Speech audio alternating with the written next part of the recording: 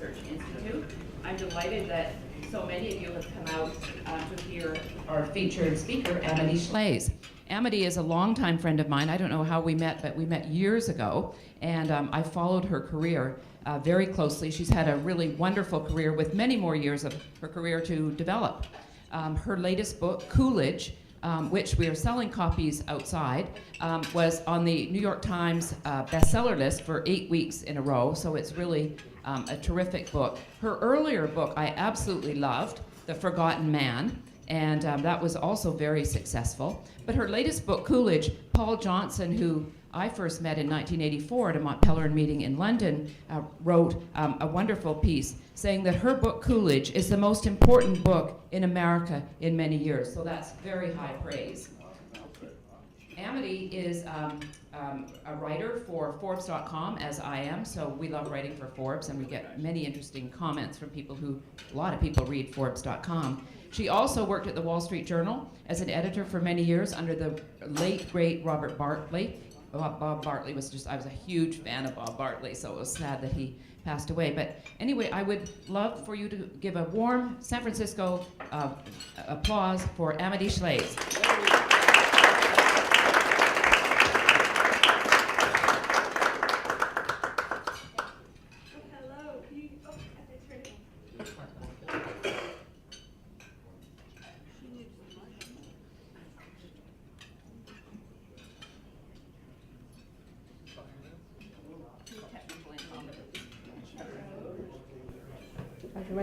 Yes. Hello, good afternoon. You know what? I'm going to ask the Dunn ladies to give me a copy of my Coolidge book to fortify me.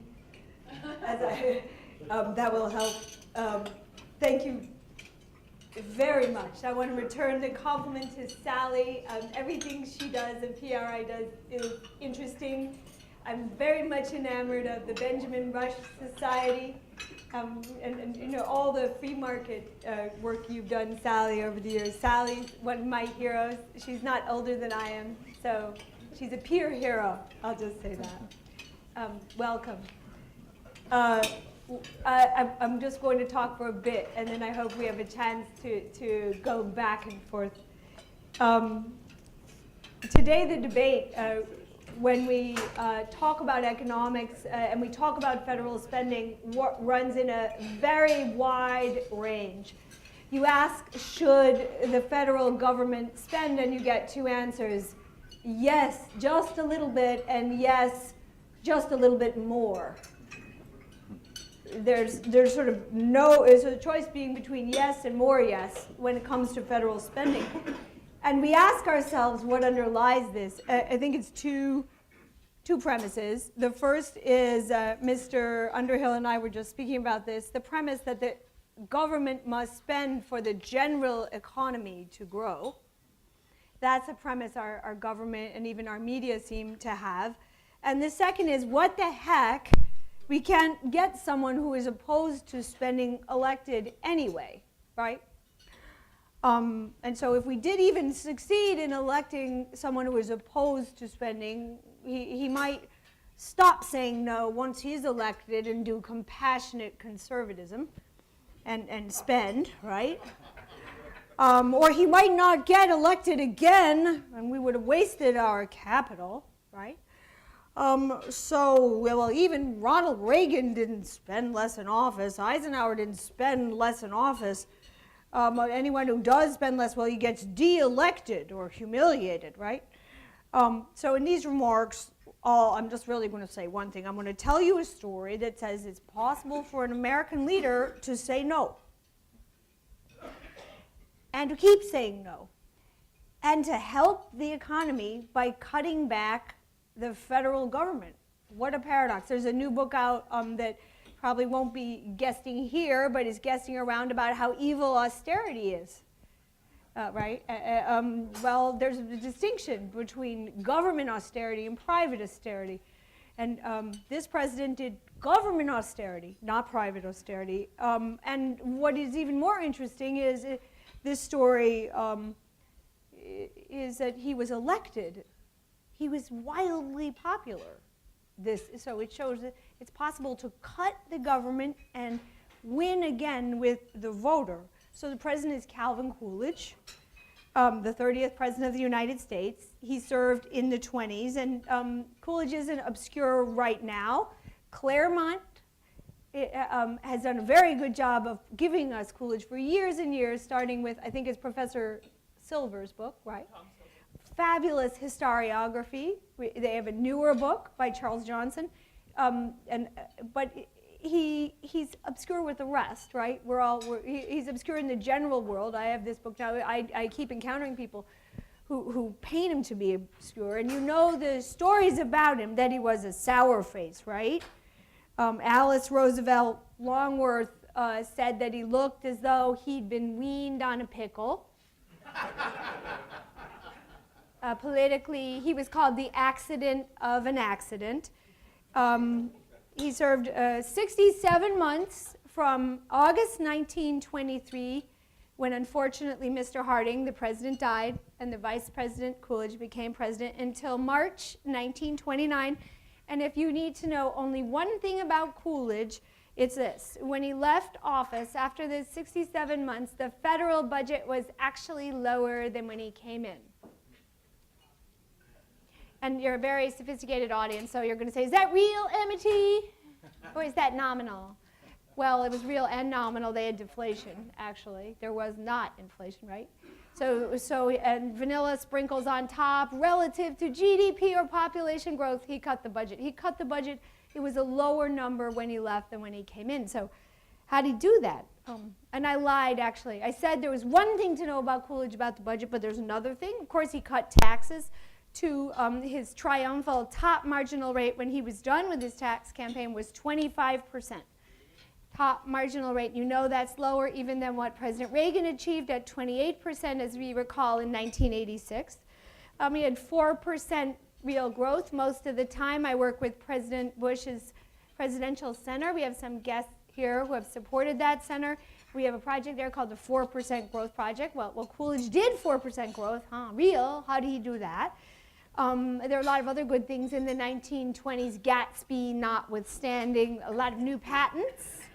I've got a piece setting up in the New York Times about Gatsby economics. And if this Coolidge, unemployment I should mention, very low, below 5%. So wow, all the things to which we aspire. So if Coolidge was a Scrooge or a sourpuss, he was a paradox. He was a Scrooge who begat plenty. The hero you never knew you had, the forgotten president. Right?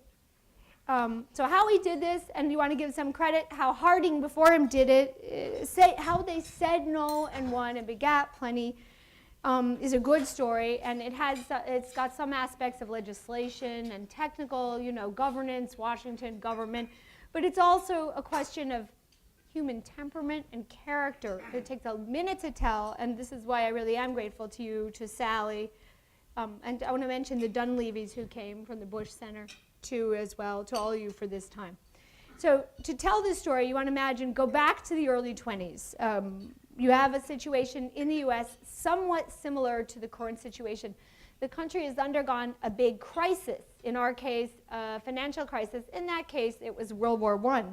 And coming out of World War I, there was a lot of displacement and ruction. Remember, certain groups made a lot of money, and we have that now too. Certain groups are making a lot of money, but the rest really weren't. At times, unemployment was 20% in the cities, certain months.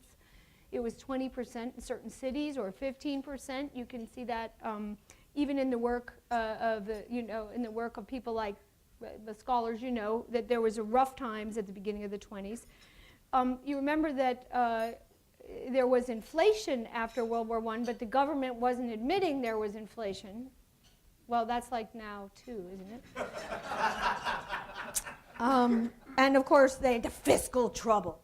Great parallel. Well, if we speak now of trillions and they spoke of billions, but I think this is a nice difference. You drop the consonants at the beginning, and you say, they said billion, we say trillion, so let's just say illions. And then the story will sound the same, because it was.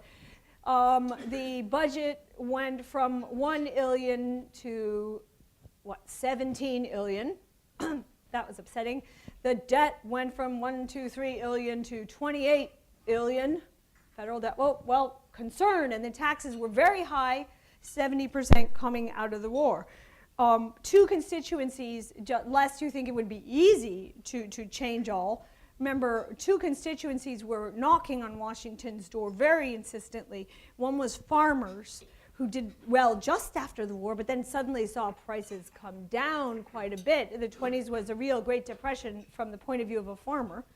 And they wanted some kind of regular entitlement. That is, some sort of regular federal plan to help them international. And they were loud about it. And you want to remember, farmers were more numerous as they were a larger share of the economy by far than they are today. There were a lot of voters who were farmers. And the second constituency I didn't appreciate till I came to research this book were soldiers. There was universal conscription in World War I.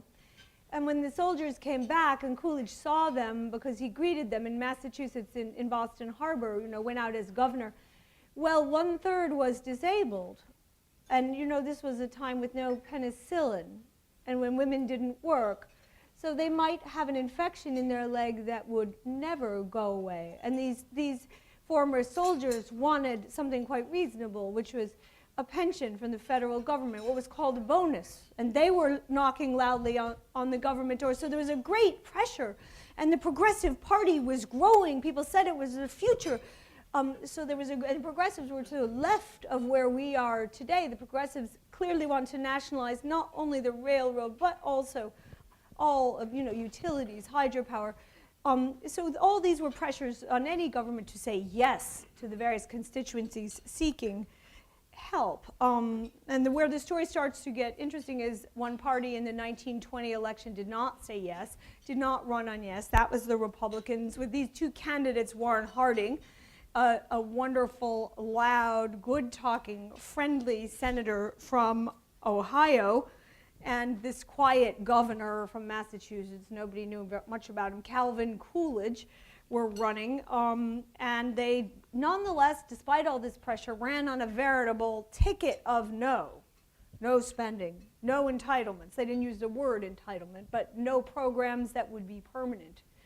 No, cut some more, right? That, and the motto, normalcy, of their campaign. And when our children study AP history, and they come to us with these books, normalcy. Well, normalcy, that sounds kind of bad, right? They wanted the people to be normal. They wanted the people not to be strange. It sounds sort of, big brotherish, and that's how I learned about normalcy. But actually, Harding and Coolidge meant something much subtler by normalcy. They wanted the environment to be normal so that people could be free. That's different. And Coolidge, who is a stickler for English, didn't like that word normalcy. Was it Latin? Was it Greek? What was it? It bugged him. So he just said something else. Less economic uncertainty. Oh, sounds right. Very familiar. Oh, they had perceived something. The great swings of the pendulum were disruptive to commerce. They didn't say the economy. They said commerce. Okay, second novelty, they win. No, the ticket of no, Harding Coolidge normalcy wins. And I want to read to you to give Harding a little credit from his inaugural address, because usually presidents talk about change and energy, whatever party they're from. I heard Mitch Daniels say the other day that you always had to be energetic, like Theodore Roosevelt. I want to read to you what Harding said about when he spoke at his inaugural. I'm going to pretend I'm Harding. No altered system will work a miracle. Any wild experiment will add to confusion. Our best assurance lies in efficient administration of our proven system. That's not the way politicians speak now, right? So dull. And Harding also did say no. A different style of government did say no at first. He worked with his Senate brethren. I want to tell you, frankly, he reminds me of Bill Clinton, Harding. He was very good at getting along and loved policy. He worked with his Senate brethren, and they passed an important law to control spending, the Budget and Accounting Act of 1921, which returned to the executive more authority over the budget, gave the executive the power to sequester, gave the executive the power to decide if you have 2 battleships over there, but I see you're using 1.5, I'll take my half battleship back. He could do that. and gave him a good researcher, basically an office that's the forerunner to the modern OMB. So he got a David Stockman figure to do the math with him so that when the children came in, he would be prepared to say no, the president, the executive. And that was right? Well, I need a car because I got the job. You know, every child always makes the case so well, as we know. And you said I needed to get a job. Well, I did, so I need, Mother, the new car. That's the way it was before Harding and Coolidge were there. Departments and committees would just come into the presidency, and the president had no ability to oversee it all. That's what this law gave Harding. And, well, you know what else he did? He dealt with the veterans. He thought hard about it. He didn't know if he could win, so he made a masterful compromise. He wouldn't give them an entitlement because he didn't believe in permanent payments, but he did say he'd build, rather generously, in the budget terms, a large hospital. And he thought he'd privatize all those extra government resources. We had a lot of waste after World War I, and that's noble, too. He said no to the farmers. The privatization you know, of oil, well, that's good, right? We write about that in PRI or at Reason and all that, privatizing government resources like Margaret Thatcher worthy project. But remember what I said about temperament. Harding was a complicated man. His party said no, his platform said no, his plan said no, but his heart said yes. He was a very lovable guy, and he liked to be liked. He was never alone. So he got tired of tax cutting after he did the first tax cut. He got tired of appearing all right. I mean, when you're cutting government, you have to kind of act austere because you're asking other people to be austere, and this was prohibition was on and all. And yet Alice Longworth, who had an eagle eye, noticed that there was party all the time, like a saloon at the Harding White House. And it was written in the paper that people went to the White House for food and action. That kind of undermined him, right? And he liked to appoint his friends, and as you may know, the historians here will know, I heard someone talking, some of those appointments were fatal. Appointed a friend to run the veterans program, and instead of giving the nice hospitals to the poor legless veterans, he kept a lot of the money. That was Charles Forbes, and he ended up in Leavenworth, thereby besmirching his administration's effort to placate the veterans. Well, their case for an entitlement was all the better. If the government was corrupt, better write me a check directly, right? So that was what we would call, what President Bush would call squandering political capital. He also squandered political capital on the worthy oil privatization projects, and you're all familiar with this more than I because of where you live. And instead of worthy privatization, the way they were handled with this and that cabinet member, they became teapot dome. They became scandal. So that's Harding. And I like about him that he could tell a joke on himself. So you know the joke he said, and it was very chagrined to see his friends betray him in this way. I can take care of my enemies in a fight. It's my friends, my GD friends, who have me walking the floor at night. That's what Harding said. And his father told a joke about him that Harding retold, and it's a fine joke for grown-ups. I've noticed that young people don't understand it, so see if you can understand it. They don't know the words. His father said that people in Washington should have recognized before they elected him about Harding, and that it was a good thing Warren wasn't a girl, because if he were a girl, he'd always be in the family way.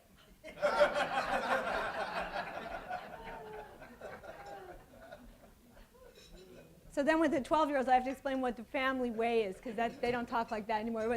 Oh, okay.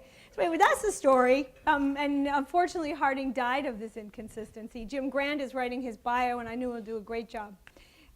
He's going to upgrade him. And in comes R. Coolidge. He was called the accident of an accident.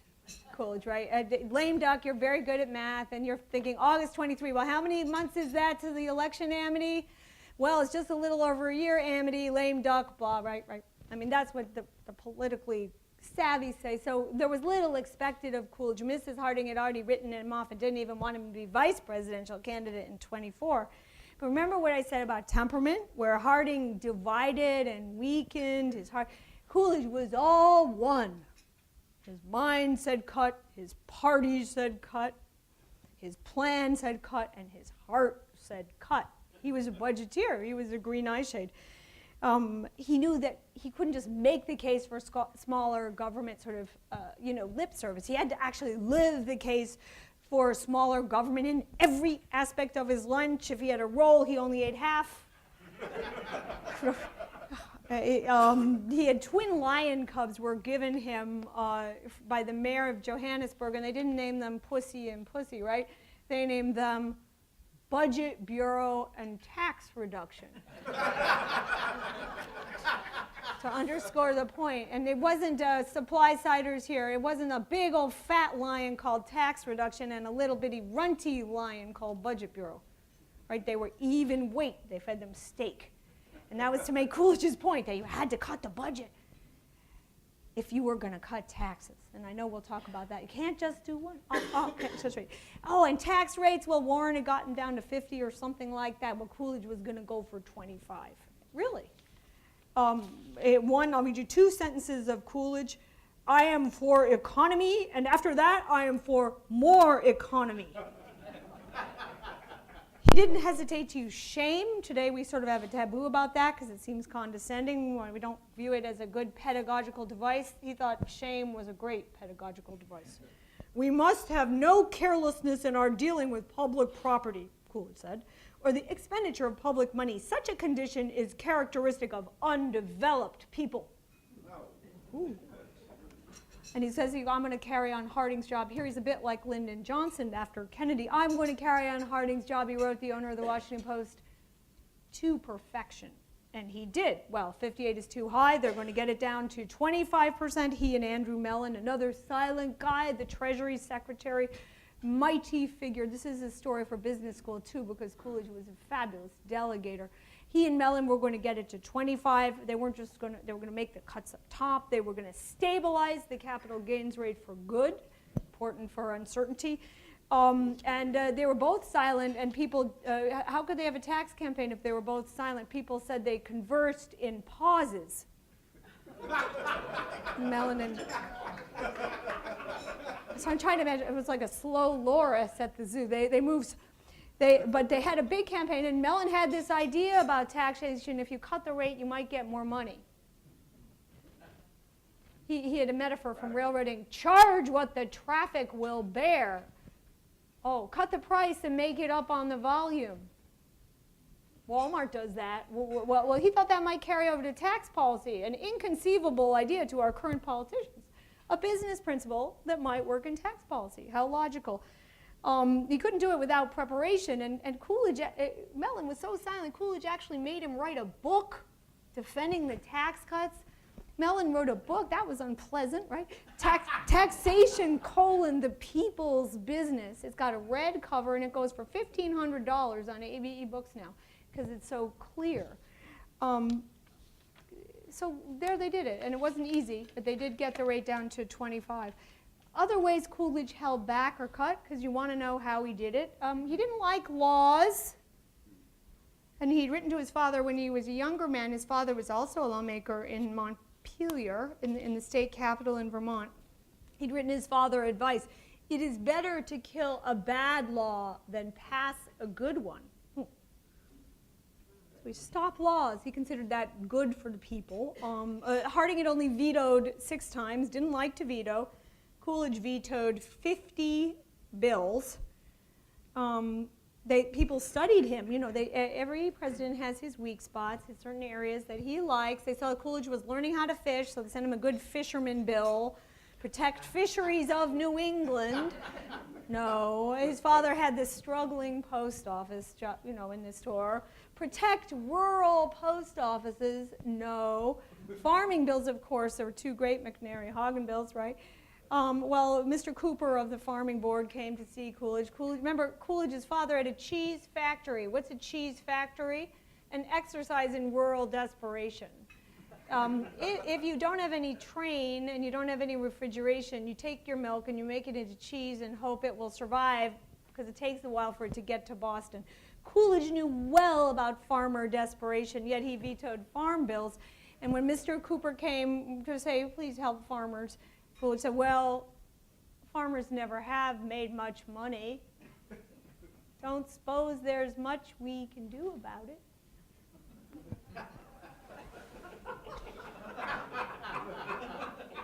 You know what else he vetoed? Disaster relief. Remember what I said about, no, not Chris Christie, right? Remember what I said about temperament. You pick and choose your legislative tool, and by now I think you can tell me what was his favorite legislative tool. Well, it was the pocket veto. Who's pocket veto? Why? You don't have to write any message. What else? They can't override you back. Once you do the pocket veto, that bill is dead forever. But it requires some artistry, a pocket veto, because you have to sort of lure the congressman into passing the bill close to the recess, right? It's in recess. Coolidge wasn't just a master of the pocket veto. He was a regular Isaac Stern of the pocket veto. He was a maestro. He tricked those congressmen all the time and killed them. And I did mention, beyond the standard areas, his private life, and I want to emphasize that he had a housekeeper, Mrs. Jaffray, and we discovered this material for the book. I want to thank the Coolidge Foundation who's worked on this. And Mrs. Jaffray was a fine housekeeper. She'd been there since the Tafts. She liked to shop at the specialty shops, and she went out in a brougham, like with a horse, to shop, and she made good food. And on the issue of pork, which we usually speak of figuratively, Coolidge was literal with her, and that brought about her demise. She was showing him a great diplomatic spread like this, and all the meat for the diplomats who were coming. Mr. President, I'm so proud. Look at the dinner I prepared at the White House. And Coolidge told her he thought that the dinner looked fine, but that she was serving an awful lot of ham. It looked like an awful lot of ham to him, too much, and Mrs. Jaffray had to leave the White House, and she wrote a nasty tell-all in Cosmopolitan.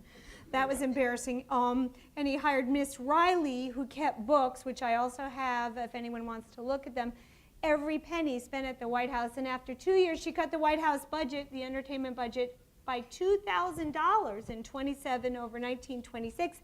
And the president wrote her a note with a pencil, Miss Riley, fine improvement. So you alienate a lot. I can see Sally looking at me. It won't be that much longer. But you alienate, of course, a lot of people when you do this. And one of them, those groups of people, were the Washington people, because this Washington is what? The city of yes, right? And in the city of yes, it's kind of like the MasterCard commercial, right? Encounter with the president on the street, real good. Encounter with the president at someone's house for dinner, great. Actual invitation to go to the White House and sit at the president's table? Priceless, right? Get to ask what you want to ask. But Coolidge said no so often that a curious thing happened. This MasterCard rule did not hold. And when he would have a Vermont breakfast with his own maple syrup from his own lot that he, and all saving and all that, the congressman didn't want to come. And there was a White House usher who didn't really like the president either. That was Ike Hoover, who wrote his own tell-all. And Mr. Hoover was mad Coolidge was not a very good tipper, and President Wilson had taken him to Versailles, France, right? And here was Coolidge, no use at all, mean and a good tipper. So Mr. Hoover, not the president, the usher, kept a list of the excuses that the lawmakers gave rather than come to the priceless White House to have a priceless private breakfast with the president. And I'm going to read them to you. Okay, invitation to Senator Heflin. Response, regrets, sick.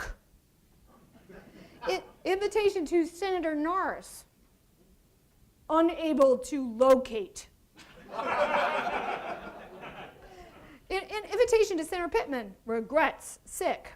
Invitation to Senator Reed of Missouri, regrets, comma, sick friend. So wow, but some people recognized Coolidge's value. One was Walter Lippmann, the journalist who didn't like him but was so insightful. Lippmann wrote of how Coolidge shut it all down. And this White House is extremely sensitive to the first symptom of any desire on the part of Congress or of executive departments to do something. The skill with which Mr. Coolidge applies his wet blanket is technically marvelous. There has never been Mr. Coolidge's equal in the art of deflating interest. The naive statesman may imagine it is desirable to interest the people in their government. that indignation at evil is useful, but Mr. Coolidge is more sophisticated. He has discovered the value of diverting attention from the government, and with an exquisite subtlety that amounts to genius, he has used dullness and boredom as political device.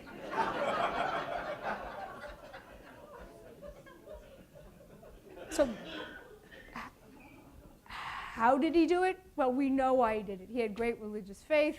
In the book, I talk a lot about his respect for natural law. He really believed there was something more important than himself or government, and that government could get in the way of that. He had an enormous respect for the Constitution. And at Claremont, they focus quite a bit on that. It's a wonderful, wonderful attitude, his own reverence for the past. But rather than go on in that area, I'll just say the takeaways. One, no saying can be good for the economy. This no saying worked. The supply side experiment, which is what we would call it, worked. The government austerity begat private austerity. You just want to write that down. I write that down over and over for myself, and that's some of the work I do now with younger people. Another takeaway is political trust is important. One reason Coolidge cut the budget was not just that the budget needed to be cut. It was also to show the voter that he wouldn't waste the money. And therefore, the voters supported him more. Coolidge wouldn't have liked many arbitrary stimulus tax cuts. He liked a long-term, reliable program. And that's something we don't talk enough about today. Though the University of Chicago's Steve Davis, I have a column coming out in front of the book, Forbes, about some work he did with two colleagues at Stanford, Mr. Bloom and I think Mr. Baker. Anyway, they're trying to quantify economic uncertainty, normalcy, and show the cost of it in a new way. That's very useful. So is Paola Sapienza of Northwestern, along with Luigi Zingales of Chicago. Political trust begets growth, but you have to keep your word to get political trust. This is not about spin and marketing. It's about what people like you for the third or fourth time they meet you. Another takeaway, of course, is that Scrooge can win elections. The progressives did extremely well in 1924 in that presidential. It was a three-way race. Usually three-way races are bad for, well, they're often bad for Republicans, right? But they got that 17%. La Follette, Coolidge nonetheless took an absolute majority in that election. The candidate of no beat Democrats and progressives combined. So that's of utility. And the very last thing I say, and I know you'll ask about this, didn't he cause the Great Depression? Also, I'll be monosyllabic like Coolidge and say, no. Is today different?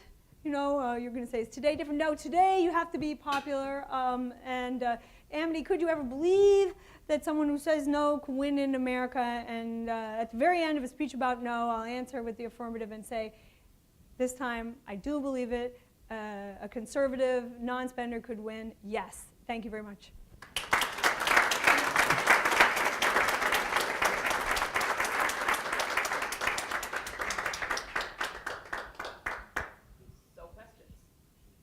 Why did everybody describe him as so dour when he was probably the most prolific person in terms of doing press conferences? I mean, he had to say something in those. And also, why was he so popular with the middle class? The press conferences were off the record. And I actually, National Endowment for the Humanities actually gave me a grant to digitize them. I kind of think that was an error. That meant that they would just be able to say, a White House spokesman said, the reporters. They couldn't quote him. So these volumes of press conferences, which are now searchable at the Forbes Library thanks to the National Endowment for the Humanities, weren't really evident to the public. So I believe that he was known as Silent Cal because he chose to be known. He was wily. And he knew that if he talked less, people would wind down faster. He said that, you know, in a conversation. In this, he reminds me of Robert Bartley, the editor of the Wall Street Journal. Coolidge is kind of the pre-incarnation of Bob Bartley. If you look closely, Bob Bartley was also sandy underneath his dark hair. And they knew that people, if you don't say anything, people wind down faster. And that helped him to say no, even if he didn't feel like it. He had a big sense of humor, which he covered up. The media, you have to be careful who are the media. The regular press of the period endorsed him overwhelmingly. If you look, he had a column subsequent to his presidency and you look at how popular that column was, it was in hundreds and hundreds and hundreds of papers. The media who didn't like him are the media we read about in AP history textbooks, because they were the progressives. That would be H.L. Mencken, or not really, but anyway, a critic, or Sinclair Lewis wrote a whole book called The Man Who Knew Coolidge, mocking the middle class. And I think this is because the middle class drove the progressives crazy, because they wanted a class war between rich and poor, as now. And the middle class did great in the 20s, Gatsby notwithstanding.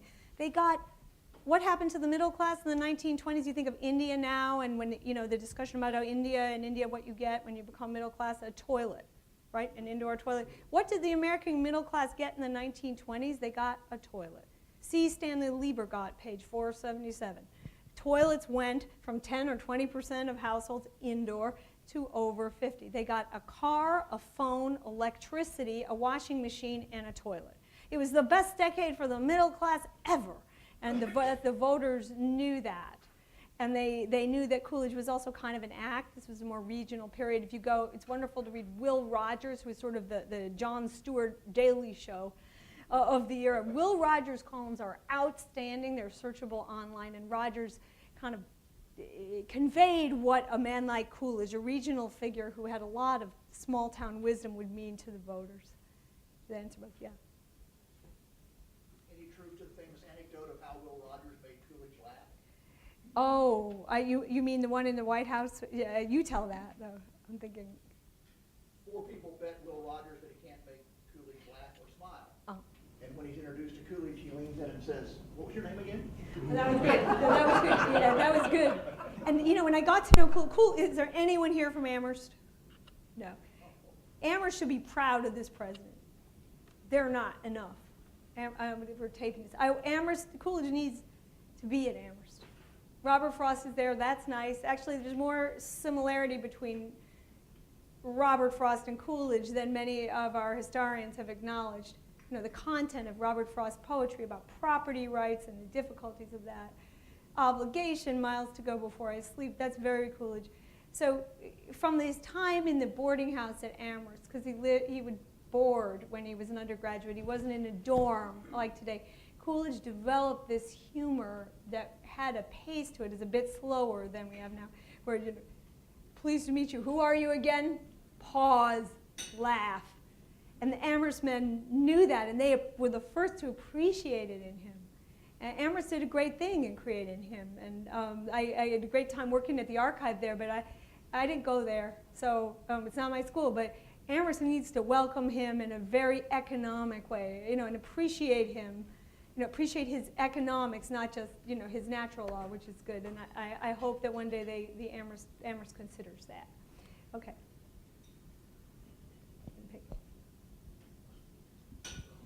I think you said in your book that one of the reasons he didn't run in 28 was that he thought that the economy was going to top out.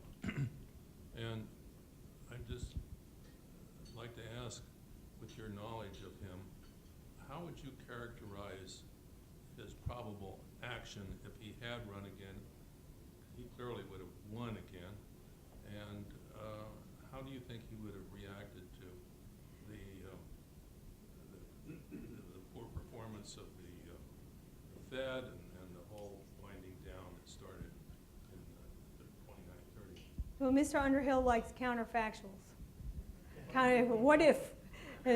I do too. It's hard to know. I won't say, you know, he thought the president shouldn't intervene. So when the stock market went around, I don't have the chart in front of me, but I believe when he decided not to run, it was in the 200s, which is already pretty darn high relative to the 100 around when he came to Washington, right? He wasn't comfortable with that, believe me, but he thought it was wrong for the chief executive to intervene. There was no SEC then, no Securities and Exchange Commission. Only 10% of Americans held stock, even, you know, in the very end, you know, Gatsby time, right before the crash. So he thought Main Street could do okay even if Wall Street crashed. His life about parallels the life of the Dow Jones Industrial Average, his adult life. So he came into adulthood in the 90s, so did the Dow. The Dow had crashed, I think I've counted, I don't have the paper, 7 times in his adulthood without there being any 10-year depression after. There's no need for there to be a depression after a market crash. But he didn't like it being high, and when he left the presidency and after it rose to 381, and you can see in his stock habit, in his own investments, that it made him nervous. He didn't like prohibition because he thought it undermined the rule of law. He's a real libertarian in that way. I mean, rule of law, or not libertarian, he was a real liberal in that way, sorry. His little joke was there was a stock that was supposed to be depression-proof called Standard Brands, which unified supermarket products, foods. But one of the components was Fleischmann's yeast. Coolidge went long on yeast because he thought prohibition would end, right? So you can see him investing. But I think it's unfair to say anyone could anticipate a Great Depression. He didn't really. He knew the crash would come. He didn't relish the idea of being the chief executive to say no in a crash.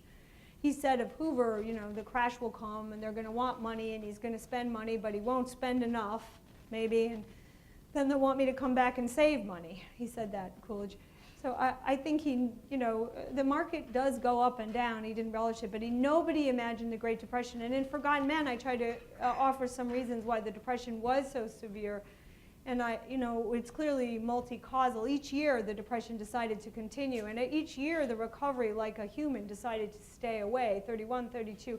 There's a different reason every year, but what I posit generally is the government made it worse by intervening too much, so there Coolidge was right. The policies Hoover followed were very different from Coolidge policies. Just 2 examples real fast. Coolidge did not believe in forcing wages upward, or he said it once in a while, but he didn't really believe it.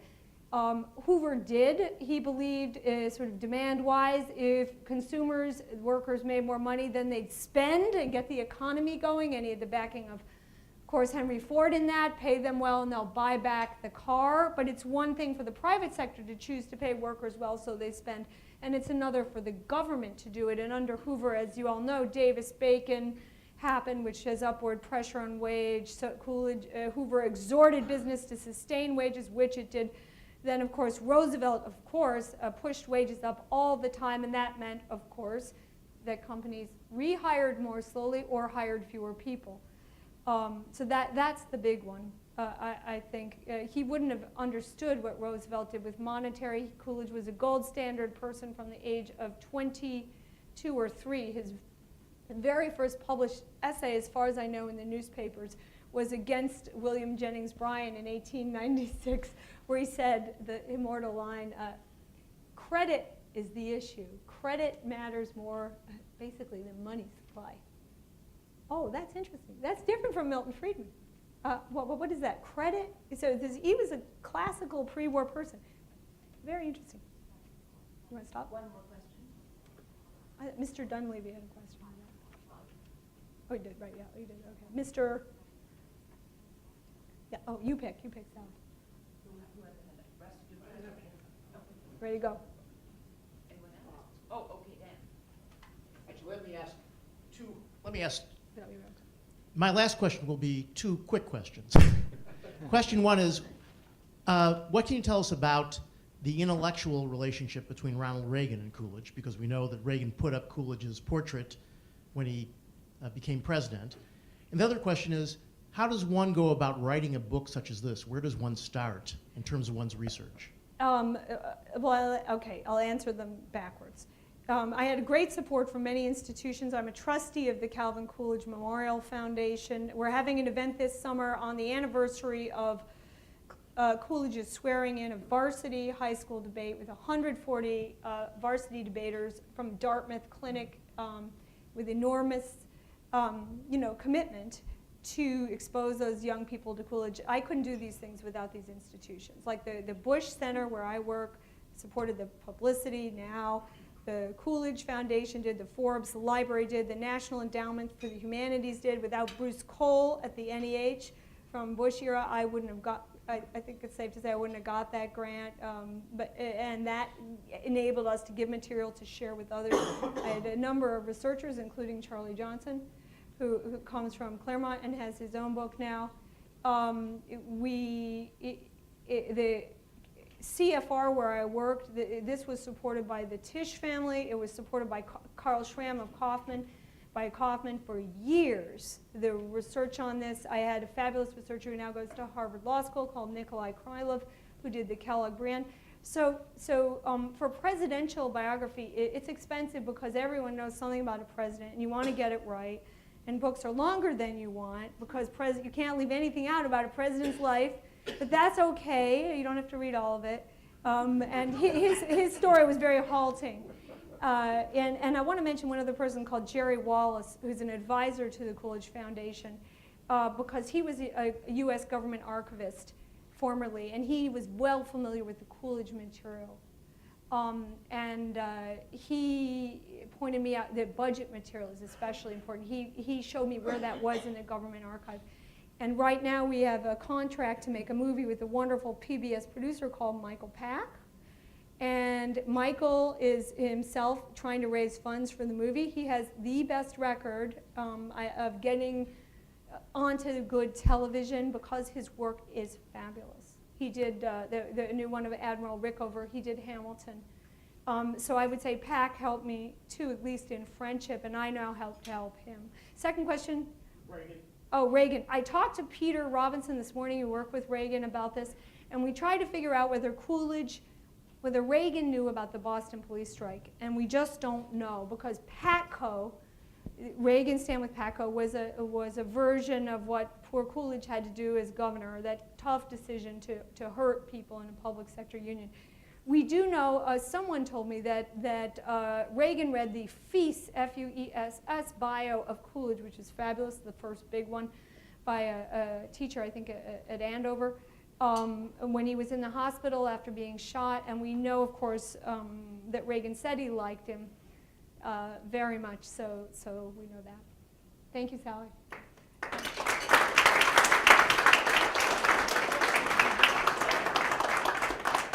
Well, thank you so much, Amity. That was fabulous, and you said everything. It was such animation, which kept everybody alive and really interested in what you have to say. You know, every time Milton Friedman would give a major speech, someone would put up their hand and say, "What's going to happen to the stock market?" And Milton always did, like Amity, it will fluctuate. Yeah. So I want to thank you for coming. On your chairs is a one-page flyer for our gala dinner, which will take place on Friday, November 1st. At the Ritz-Carlton. Our speaker, Charles Krauthammer, and we are honoring George Schultz with our Sir Anthony Fisher Freedom Award, which will be presented by supply sider Art Laffer. On July 18th, here, I think at the Omni, we're going to be co-hosting an event with the Manhattan Institute on their new collection of essays from City Journal on California. Steve Hayward, our senior fellow, will be one of the three panelists. I think we'll have Victor Davis Hanson and Steve Malanga from City Journal. So, and I'm going to be doing an introduction. So, July 18th here at the Omni. So, thank you all for coming. Thank you, Amity, for a fabulous job, and I hope that you'll also speak at the PU Club. Thank you.